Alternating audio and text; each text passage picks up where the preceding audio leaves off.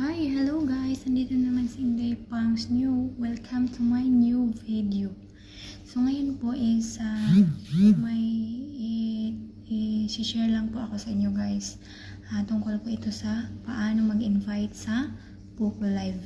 Kasi po may bago na namang dinagdag si Pupo ngayon, or may mga templates na naman siya na nilagay doon sa ano.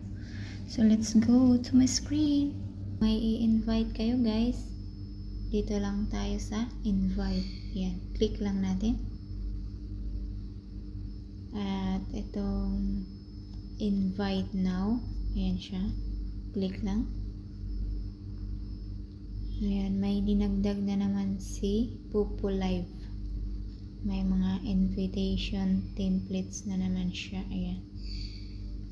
So, pag may gusto kayong i-invite guys, dito lang tayo sa My Materials. My Material, yan. Click lang natin yan. So, confirm. At click lang natin itong share. At dito tayo sa depende sa inyo guys kung saan nyo ipasa or isend ang link mo sa kanya, sa messenger ba or sa WhatsApp or else. So dito tayo sa, halimbawa dito sa messenger, yan.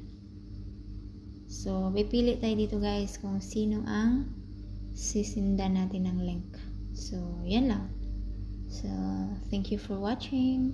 Don't forget to subscribe, click the notification bell and like, share. Thank you.